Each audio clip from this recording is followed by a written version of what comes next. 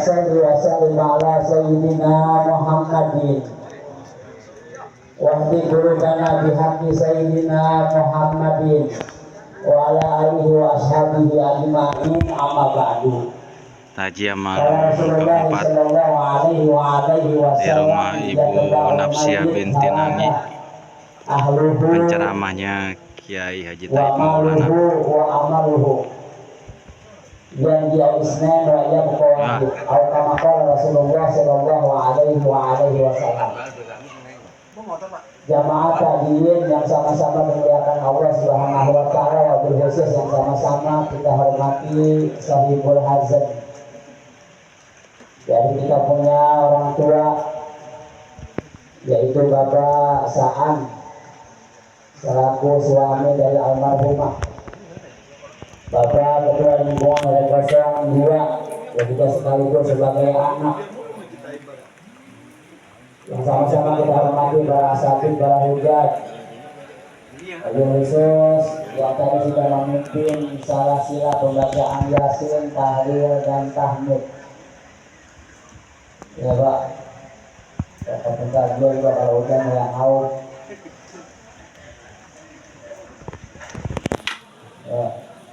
Ya pokoknya gimana aja dah, yang penting gak kehujanan.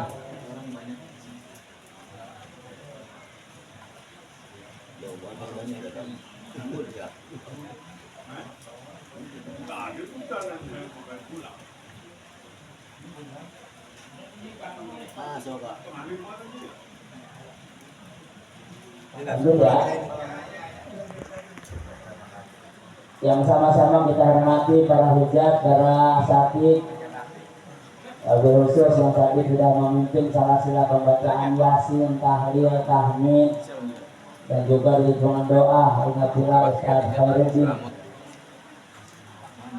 dan juga para asatidz yang lain, para bapak-bapak haji yang mohon maaf tidak saya sebutkan namun tidak mengurangi rasa hormat dan takzim saya. Yang sama-sama juga kita hormati pimpinan wilayah Bapak Kewakmin Galau dan aku Blanton masih hujan juga. Bapak Ansari ada udah angin. Dan seluruh pengurus RT yang ada, Bapak dan Nadi Bidung ada ya. Dan juga yang tak ketinggalan yang sama-sama saya hormati pengurus ranting Nahdlatul Ulama yang diketuai oleh Bapak Suhanda sebagai Tangkiziyah, dan juga Bapak Terongli, Bapak Eko, dan seluruh pengurus ranting Nahdlatul Ulama yang ada di Gerahan Limo yang mohon maaf tidak saya tersebutkan namanya satu persatu. Emang saking banyaknya pengurus di malam pertama atas nama MUI, malam ini atas nama Kuliah NU. Tenang aja. Tidak banyak yang saya sampaikan. Di malam pertama sudah saya sampaikan bahwasanya kamin ibaratan yakfika mau tak ibaratan. Yasin maaf. Cukup berapa banyak pelajaran maka jadikan kematian itu sebagai pelajaran itu yang saya sampaikan. Hari ini kaitannya tentang organisasi besar yang ada di Indonesia, yaitu Nahdlatul Ulama. Perlu bapak-bapak ketahui bahwasanya hal kegiatan takziah yang kita lakukan pada malam ini adalah salah satu amaliyahnya orang NU. kegiatan-kegiatan takziah semacam ini tidak hanya tradisi, tapi juga memiliki satu manfaat dan faedah yang cukup banyak. Maka sehingganya kegiatan-kegiatan takziah khususnya yang ada di lingkungan kita dan umumnya yang ada di tempat-tempat yang lain, ini adalah sebuah budaya atau sebuah tradisi atau sebuah al-adatul muhakamah yang ada di kalangan Nahdliyin. Mengapa kegiatan-kegiatan takziah ini di kalangan Nahdliyin sangat dianjurkan? Sebab di dalamnya itu memiliki manfaat yang begitu banyak. Salah satu dengan adanya kegiatan takziah, ketika ada saudara kita yang meninggal, maka dapat kita ambil 3 faedah. Buat situ mah teh ada teh tadi kata RW Adi buat situ doang katanya. Bermanfaat untuk orang yang kita doakan atau almarhumah.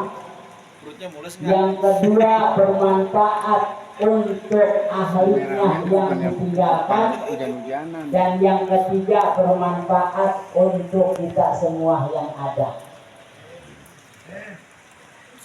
Makanya di dalam Nahdlatul Ulama itu ada satu moto, yaitu konsepnya ya, Pancasila Jaya, NKRI harga mati. Nah, sampai kaitannya tentang pelaksanaan takziah semacam ini juga, ini termasuk pengamalan dalam Pancasila. Mengapa? Kegiatan takziah yang di kalangan NU ini yang dalam motoknya Pancasila Jaya, di dalam takziah juga kita masuk di dalamnya adalah pengamalan dalam Pancasila. Kita lihat sila dalam Pancasila yang pertama yaitu ketuhanan yang Maha Esa. Di dalam kegiatan takziah juga tadi sudah dibaca oleh yang pimpin tahlil, yaitu Qul huwallahu ahad.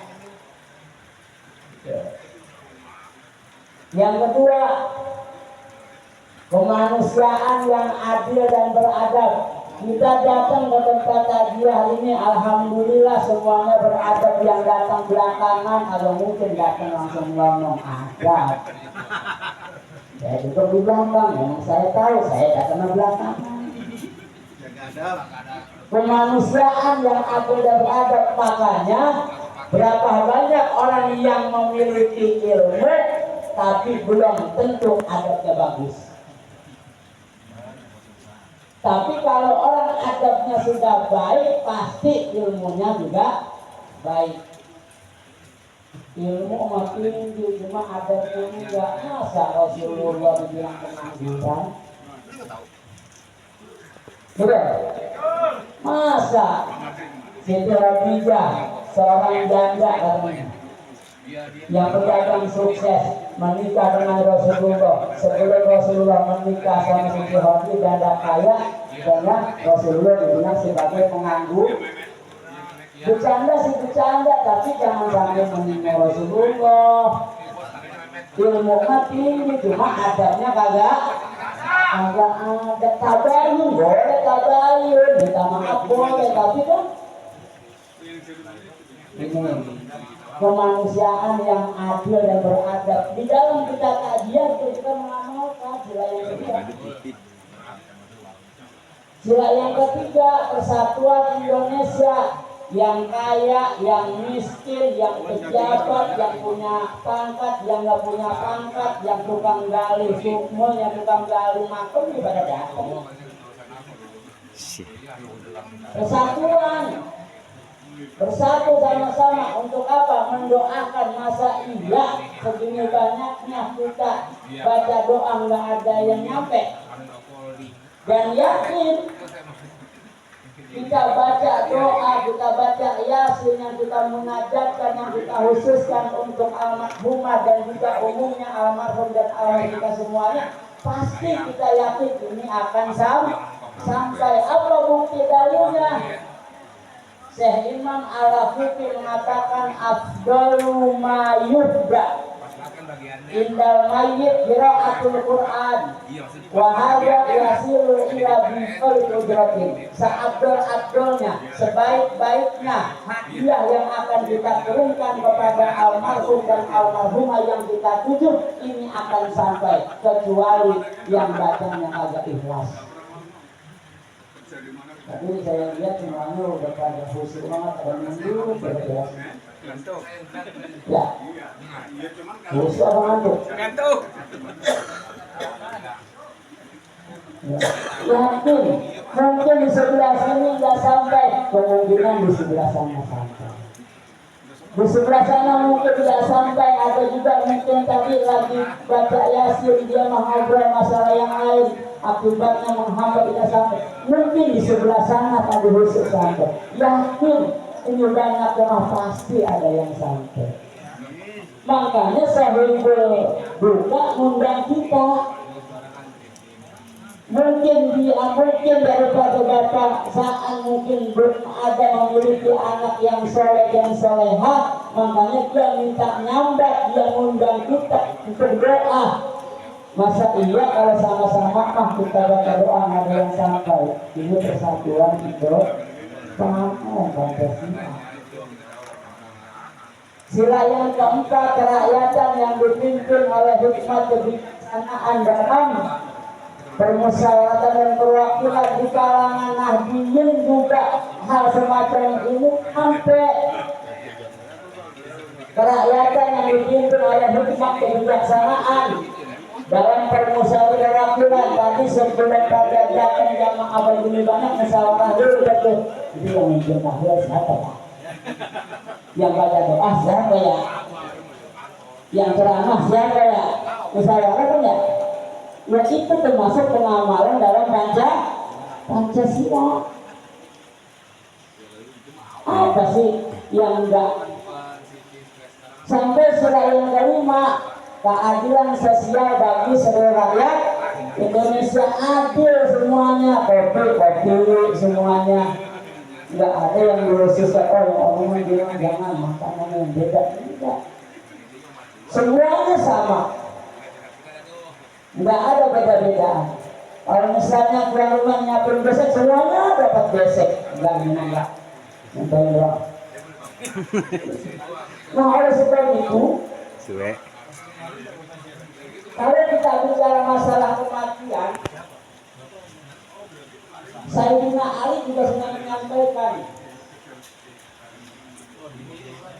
Apa kata beliau? Al-mautu laisa bimusibatin. Yang namanya meninggal itu bukan sebuah musibah. Lakinal mautu sunnatullah. Tapi yang namanya mati itu sudah menjadi takdirnya Allah. Walakin a'dhamul masohib yakni la yakhafullah wa huwa fi qillatil hayat. Tapi yang dimaksud dengan musibah kata Sayyidina Ali adalah ketika seorang itu masih dikasih sehat, masih kuat, masih bisa melaksanakan aktivitas, tapi dia tidak takut sama Allah, itu yang dimaksud musibah.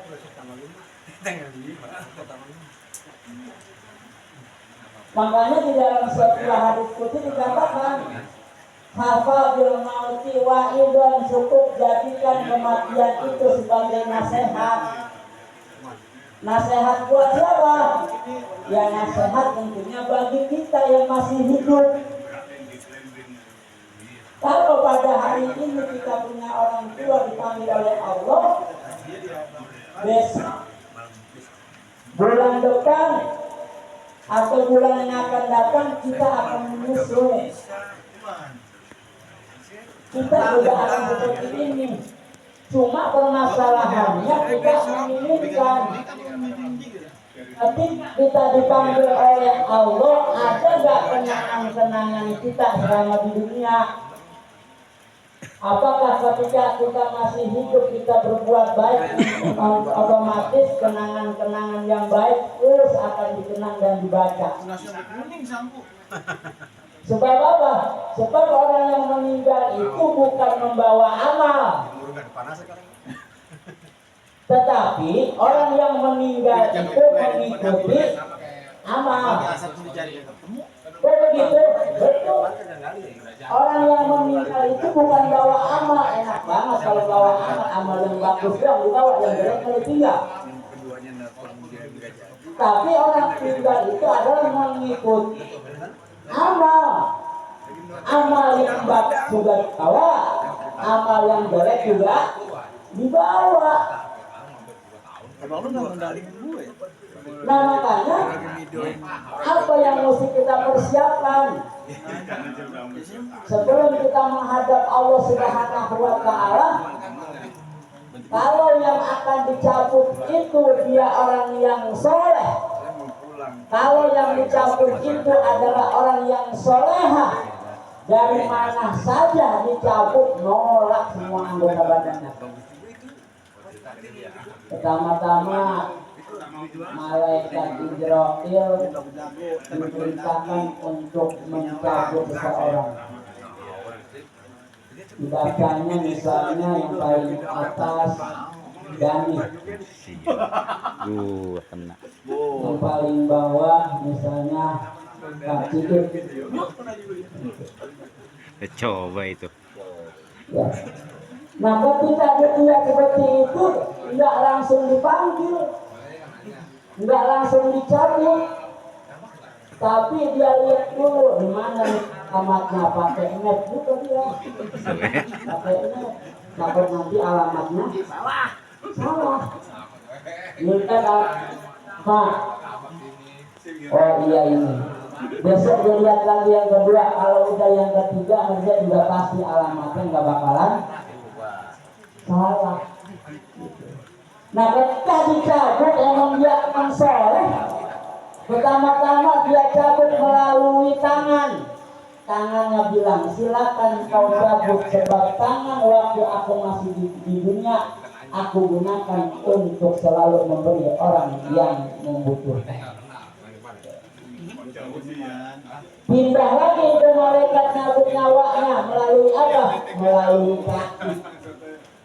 Kaki juga nolak, silakan kau cabut melalui kakiku, sebab kaki aku gunakan waktu aku masih hidup di dunia untuk melangkah menuju musola dan masjid untuk sholat berjamaah.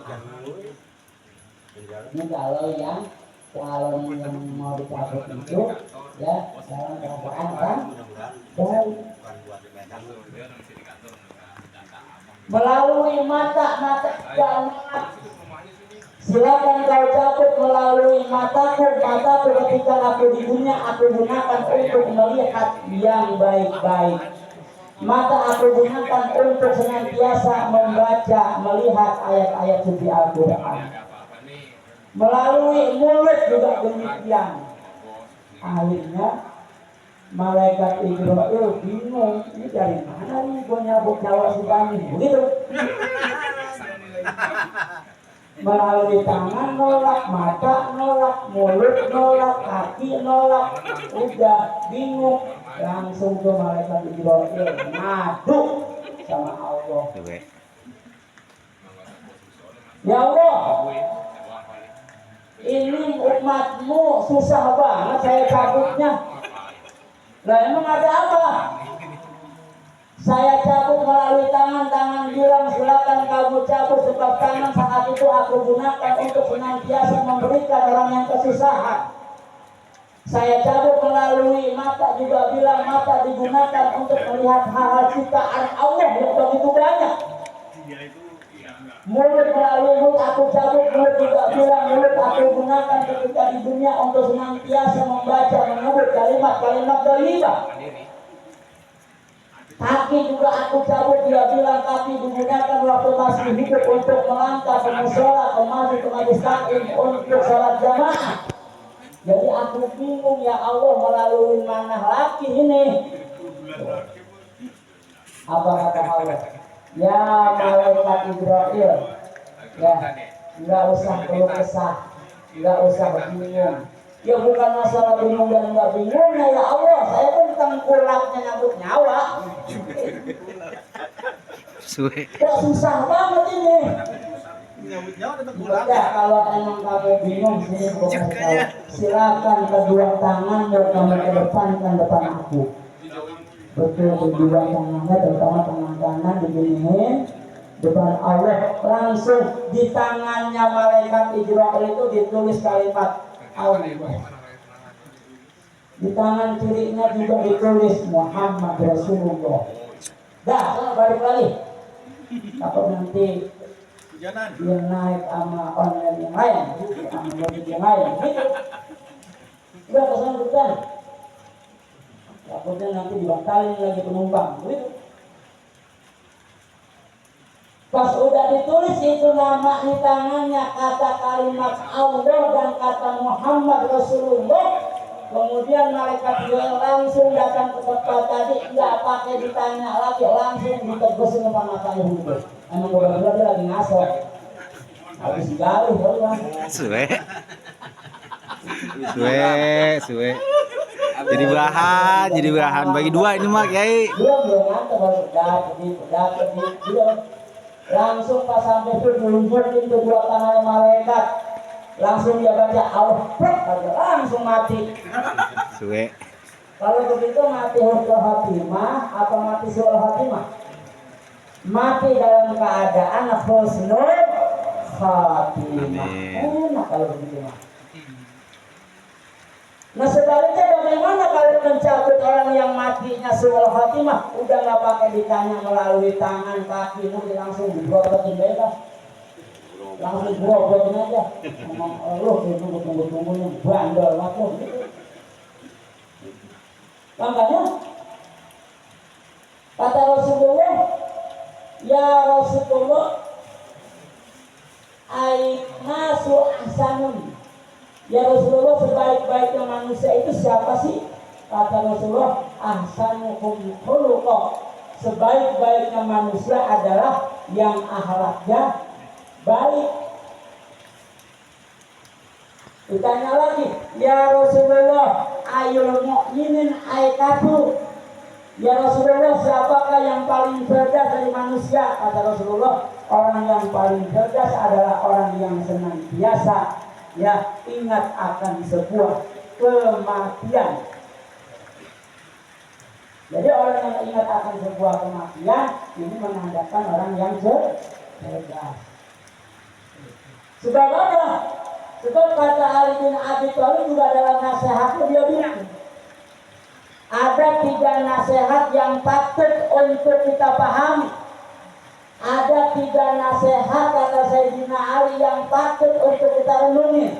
Apa salah satunya? Ditunggu lagi panjang saya ramai, lagi hujan. Jadi udah pesan banyak awas, karena mendadak itu. Jadi kalau sudah itu pasti ada yang kurang hujan. Itu mau kesian saya, malah kopi di sana lagi, rokok di sana, saya baca.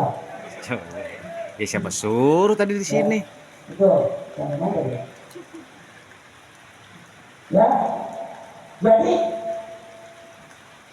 Sayyidina Ali dalam nasihat ini patut kita renungi. Apa yang pertama nasihatnya? Sesuatu yang paling dekat adalah kematian. Yang pertama. Nasihat yang kedua, sesuatu yang paling berat adalah menjaga amanah. Yang ketiga, sesuatu yang paling ringan adalah meninggalkan sholat. Ini dari 3 nasihat ini mana yang mudah kita lakukan? Sesuatu yang paling dekat adalah kematian. Bang Nadi dekat banget tuh sama lontong, sama makanan. Dibandingkan sama kematian dekat banget. Berkaitan kematian mungkin lagi mau langsung mati, kan dekat banget mati juga nih. Itu apa kena beling? Yang paling dekat adalah kematian. Makanya jangan sekali-kali kita melawan lah. Yang penting mah sekarang mah kita berbuat dosa dulu. Berbagai macam mana juga kita lakukan. Tenang, yang penting mah kita menang. Kalau udah siap pun dulu sekian ratus M. Betul itu. Nanti kalau udah menang gampang udah dapat nasuhah. Mungkin mau ngomong gitu. Kalau dia langsung dikasih sehat, kalau belum dapat nasuhah mati. Dekat banget saya ngomongnya begitu. Likuli sayin bilpulus ibatan nama bilpulus mampus. Segala sesuatu dihitung dengan duit, jangan. Tenang aja. Kita mah nggak pakai didukung sama toko-toko bangunan. Masalah toko-toko bangunan seperti itu toko-toko agama lagi. Bilang toko-toko bangunan. Gak usah lah. Mengapa? Sebab ucapan-ucapan yang kita ucapkan nanti takutnya berbalik lagi sama kita. Betul. Likuli makolun makomun walikuli makomun makomun. Lihat siapa yang mengucapkan, jangan lihat apa yang diucapkan. Begitu. Jadi sesuatu yang paling dekat adalah kematian. Makanya mati ini sebuah nasihat. Kalau nasihat-nasihat yang lain mau masih banyak yang lawan. Tapi kalau nasihat kematian, coba-coba yang lawan. Ya orang kalau mati itu hak prerogatifnya Allah kok.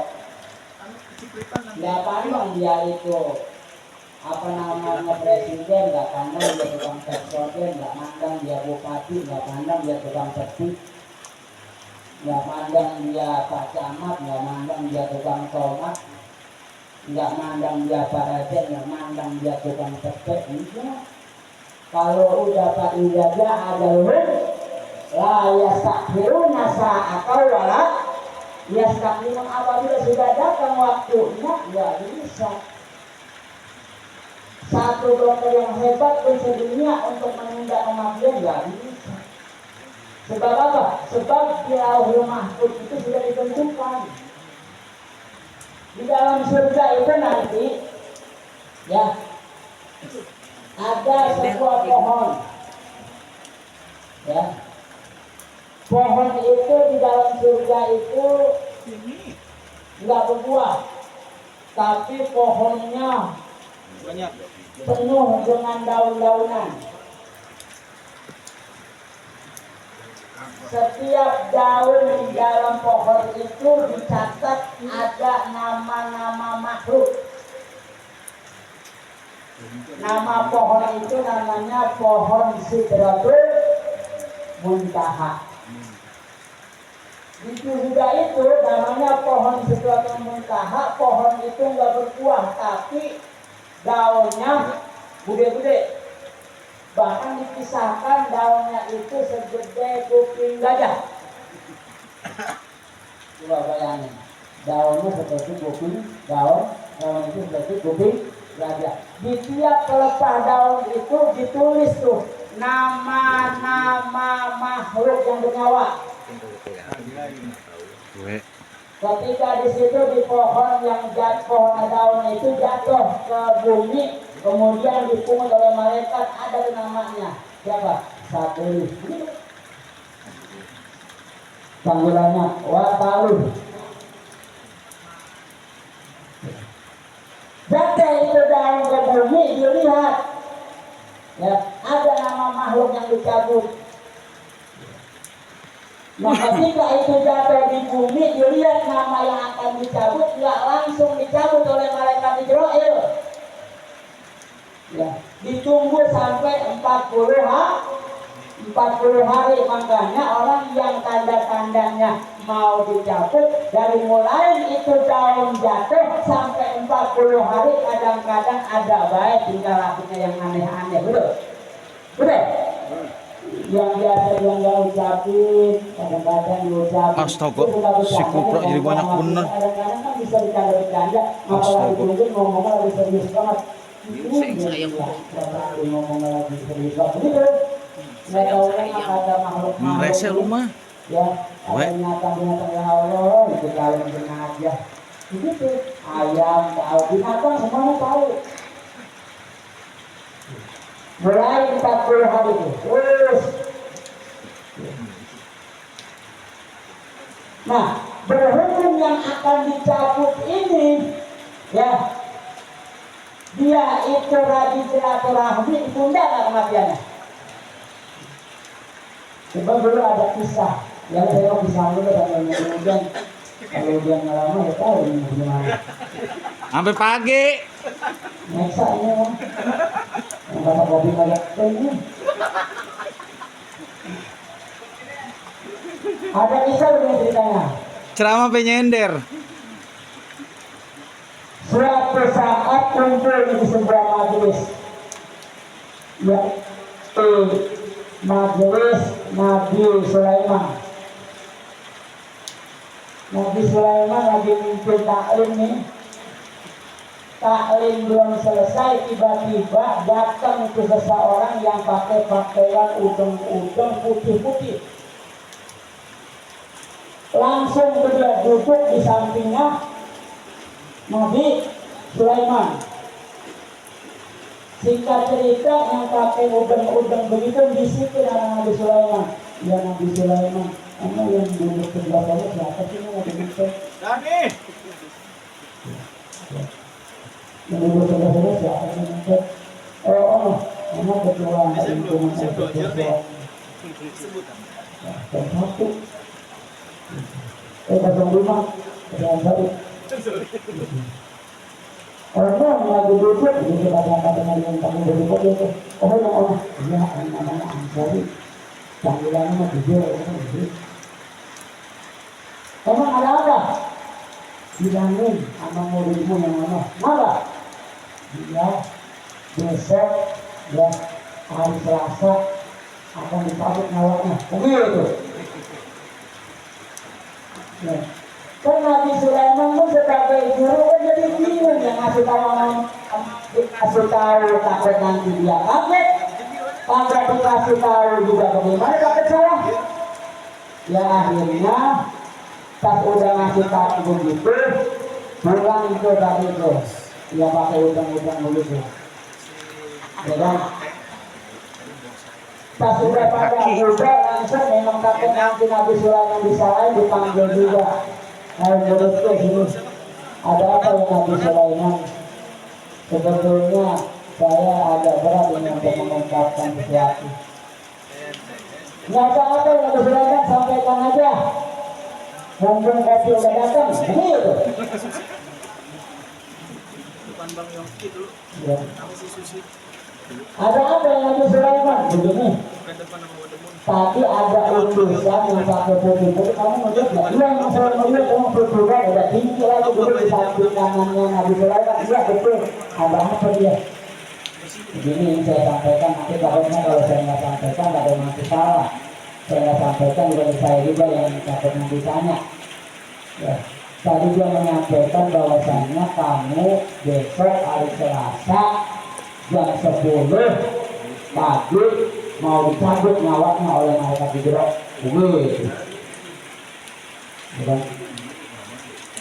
Udah tuh bingung dia. Yang biasanya mau pulang juga enggak, ini yang dikasih tahu lah malam ini dia mati, besok jam 10 mau mati, kan bingung, udah nggak bisa makan, nggak bisa ngerokok, kan ya? Kalau dia ada ngobrol ya.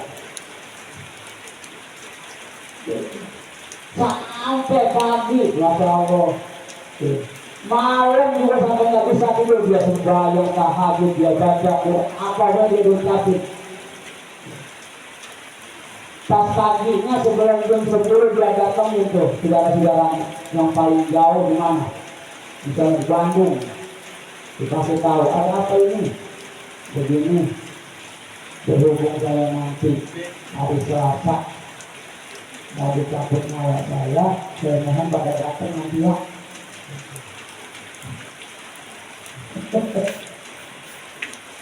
Pas begitu dari Bandung kemudian terus sekarang di Bogor dia datang terus ke Depok penghabisan baru bingung. Ya kan dipanggil pokoknya nanti kalau ya bantu-bantuin ya kalau emangnya udah ada yang motong papan ya kamu nanti bantuin dari kembang begitu. Kalau emang kembang udah ada ya paling tidak bantuin amplas begitu. Apa kok pokoknya bantuin. Emang dia udah ngasih tahu kayak ngundang mau hajatan mau mati begitu. Ya kan semuanya yang dia kasih tahu dari mulai malam sampai pagi semuanya datang. Ya, datang untuk menyaksikan kalau Pak Ansari itu mau dicabut jam 6, jam 7, terus jam 8, jam 9, jam setengah 10. Dan kita tinggal dari Mesir. Singkat cerita sampai jam 10 yang lain udah ada pada nangis. Ya, saudaranya nangis, bininya nangis, anaknya nangis, ya Allah, laki gue kalau belum punya mantu. Gitu. Nah, cerita sampai jam 10 kok belum juga meninggal ini, belum juga mati, ada apa jangan-jangan salah kali mah. Oh itu. Jam 10 belum Pak. Kuburan udah digali, kain kafan udah di papan udah diangkat, udah ditulis lagi itu almarhumnya namanya sama usianya. Jam 10 belum, sampai jam 11 belum, jam 12 belum. Kan kesian tuh yang tadi udah bangun-bangun nungguin ada yang masuk minum, nungguin dia mati. Dari Bandung dia kan sampai nyewa mobil sampai jam 12 belum, jam 1, jam 2 sampai mau temunya jam 10 malam bulan-bulan juga. Akhirnya kan sepi rumahnya dua kalau begitu ini asing berarti bohong tuh mereka. Nah akhirnya yang tadi itu mau dicabut Pak Ansari itu nemuin ke Nabi Sulaiman. Kita ceritanya datang ya Nabi Allah, ya Nabi Sulaiman, ada apa? Kok enggak jadi saya dicabut, saya nunggu dari pagi sampai jam 10 sampai nunggu jam 10 malam kok enggak jadi. Emangnya bagaimana ceritanya ini? Jangan-jangan salah kali mah gitu. Nah akhirnya kesimpulannya diceritain doa Nabi Sulaiman, doa yang mau dicabut begini. Emang sebetulnya memang betul kamu mau dicabut jam 10. Nah berhubung Pak dikasih tahu kamu itu hari Selasa mau dicabut, Selasa depan mau dicabut, kamu dari mulai minggu itu ngaji betul, silaturahmi betul gitu ya. Baik tahajud, pokoknya kebaikan yang dia lakukan terutama silaturahmi yang jauh-jauh dia datangin. Dengan itulah maka kematian kamu ditunda. Mengapa? Dengan sebab dia silaturahmi. Coba biasanya ke Bandung cuma setahun sekali, ini kadang-kadang bisa dua kali itu silaturahmi namanya. Ya. Mengapa itu ditunda? Sebab kata baginda Rasul, man ahabba ayyub satalahu fi rizkihi wa yinsa'alahu fi asarihi fal yasir rahimah. Siapa yang ingin dimudahkan rezekinya, dimudahkan segala urusannya, dipanjangkan umurnya, maka jangan bosan-bosan menyambung silaturahmi. Ya jadi dan mati. Ya, makanya silaturahmi penting. Ya, silaturahmi penting. Ada silaturahmi, dengan kita silaturahmi kita dapatkan silaturahmi menyambung persaudaraan. silaturahmi kita dapat. Yang ketiga, silaturahmi mendengarkan nasihat-nasihat ilmu agama, ya kan? Amin. Kemudian silaturahmi udah, silaturahmi tadi sampai mulai saya tadi pada bawa-bawaan bersiapa untuk kita, ya kan? Yang keempat, silaturahmi ngambung perut dari sini Madang. Mana kan mulai? Udah sekarang mana? Pakai minyak sih. Ya, jadi sesuatu yang paling dekat adalah kematian. Yang kedua, sesuatu yang paling berat adalah menjaga amanah. Amanah itu paling berat. Makanya Allah berfirman, Innallaha ya'murukum bil adli wal ihsan. Allah memerintahkan kita untuk berbuat adil dan berbuat baik. Nah, yang ketiga, kata nasihat Sayyidina Ali adalah sesuatu yang paling ringan adalah meninggalkan sholat. Hati-hati. Ya. Sholat, gitu. Sholat ini sangat penting. Sampai meninggal pun kita masih di sholatin. Kata baginda Rasul itu, ya, nanti awwalu ma yuhasabu bihi abdun yaumal qiyamah as-shalat.